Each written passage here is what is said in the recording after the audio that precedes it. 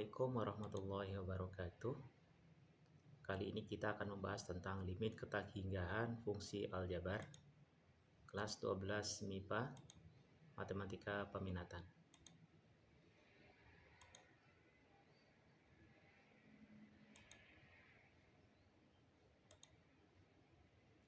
Sebelum kalian mempelajari tentang limit keterhinggahan fungsi aljabar, kalian harus menguasai beberapa materi sebagai penunjang atau mempermudah memahaminya, yaitu yang pertama, kalian harus sudah menguasai limit fungsi aljabar yang sudah diajarkan terlebih dahulu. Yang kedua, pemfaktoran fungsi aljabar. Kalian harus bisa memfaktorkan fungsi polinom terutama. Kemudian kalian harus bisa merasionalkan penyebut.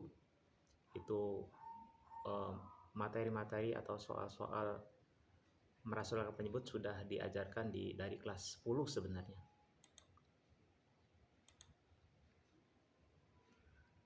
Limit di keterhinggahan,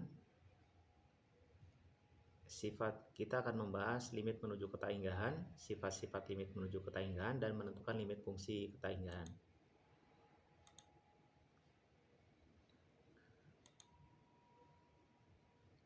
Limit menuju keterhinggahan, misalkan f suatu fungsi yang terdefinisi pada setiap nilai pada selang c sampai dengan terhingga, atau c sampai ke kiri yaitu negatif terhingga, maka bisa dikatakan limit x mendekati terhingga fx sama dengan L, artinya jika x semakin membesar menuju angka positif yang terbesar sehingga mendekati L, dan limit x mendekati negatif terhingga sama dengan L, artinya jika untuk nilai x yang mengecil sampai mengecil tak terbatas sehingga mendekati L. Jadi arti dari limit menuju keterhinggahan itu berasal atau bisa definisikan dari dua sisi, yaitu dari sisi kiri negatif terhingga dan dari sisi kanan positif terhingga, dari dua arah.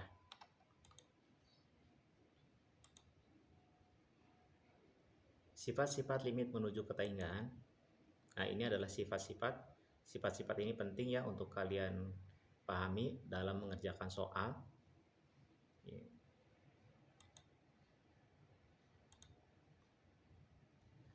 Menentukan nilai limit fungsi di keterhinggahan.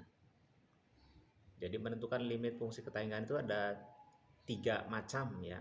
Nilai limit fungsi di keterhinggahan itu ada 3 macam, yaitu yang pertama limit fungsi polinom yang bentuknya suku banyak, kemudian limit fungsi rasional ya di keterhinggahan juga, kemudian yang ketiga limit fungsi irasional, biasanya berbentuk bentuk akar ya. Nah, ini yang pertama, menentukan limit fungsi polinom di keterhinggahan. Caranya, tentukan variabel berpangkat yang tertinggi ya. Kalian harus tentukan mana yang berpangkat tertinggi. Apakah kalau dalam pecahan itu apakah penyebutnya atau pembilangnya yang berpangkat tertinggi. Kemudian yang 3, faktorkan ya. Setelah sudah menentukan, kita faktorkan fungsi polinom dengan mengeluarkan variabel berpangkat tertinggi. Kemudian yang ketiga, gunakan sifat-sifat limit fungsi keterhinggahan. Contoh, nilai limit x terhingga, ya, tentukan nilai limit x mendekati terhingga 5x pangkat 7 dikurangi 4x pangkat 4 ditambah 9 adalah, nah ini kalau ini bentuknya bisa dirubah dari bentuk pecahan ya. Bentuk pecahan dibagi dengan pangkat tertinggi ya, seperti yang kemarin, seperti yang tadi ya saya sampaikan, dibagi dengan pangkat tertinggi sehingga hasilnya terhingga dikali 5 ya sama dengan terhingga, sehingga didapat limit x mendekati terhingga 5x pangkat 7 dikurangi 4x pangkat 4 ditambah 9 adalah terhingga.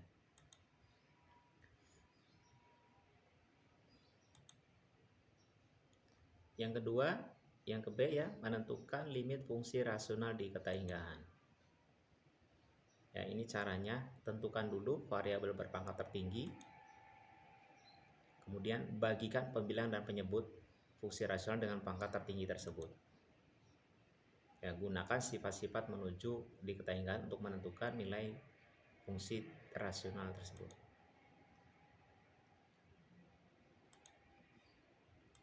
Contohnya, nilai limit X mendekati tahingga 2X pangkat 4 ditambah 3X pangkat 2 dibagi 5X pangkat 4 ditambah 1 adalah, nah ini diantara dari soal ini kita lihat penyebutnya pangkat tertingginya pangkat 4 ya, yang pembilangnya juga sama, pangkat tertinggi adalah pangkat 4. Jadi sama-sama X pangkat 4, yang di bawahnya ya pembilangnya X pangkat 4, penyebutnya X pangkat 4. Sama-sama. Kalau sama maka kita bisa kerjakan langsung ya, atau bisa dicoret, bisa hasilnya 2/5. Ada cara atau metode cara menjawab langsung sebenarnya. Nanti Bapak akan paparkan di kelas. Nah ini ya, membagi dengan pangkat tertinggi. Hasilnya 2/5.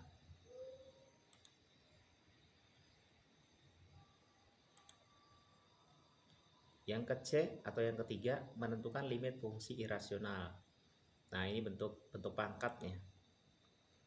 Ya, yang pertama kalikan fungsi dengan bentuk sekawan ya. Ini namanya perkalian sekawan. Kalian pernah mengerjakan soal-soal pecahan bentuk penyebutnya bentuk akar ya. Biasanya ini dikalikan dengan perkalian sekawan.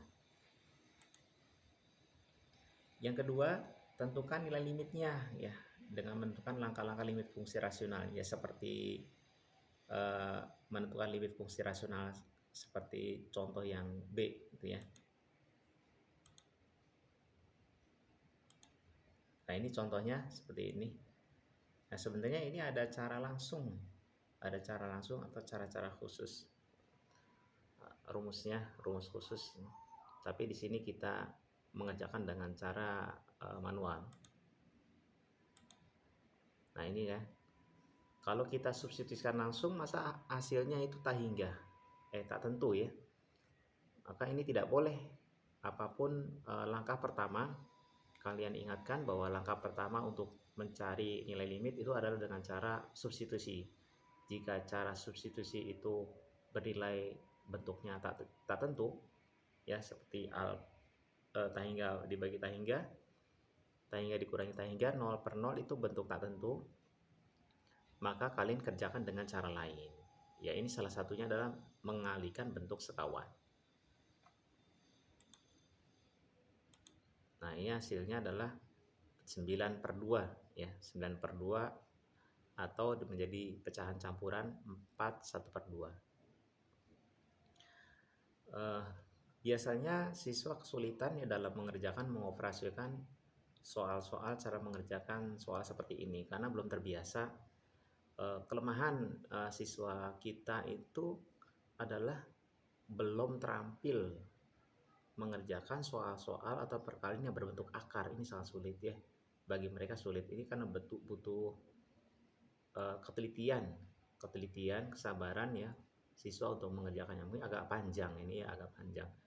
Ada cara langsung sebenarnya ya, nanti akan kita paparkan di kelas.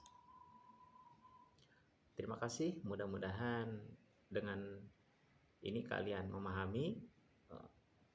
Nanti kita akan terangkan kembali ya, agar kalian bisa lebih memahami lebih jauh.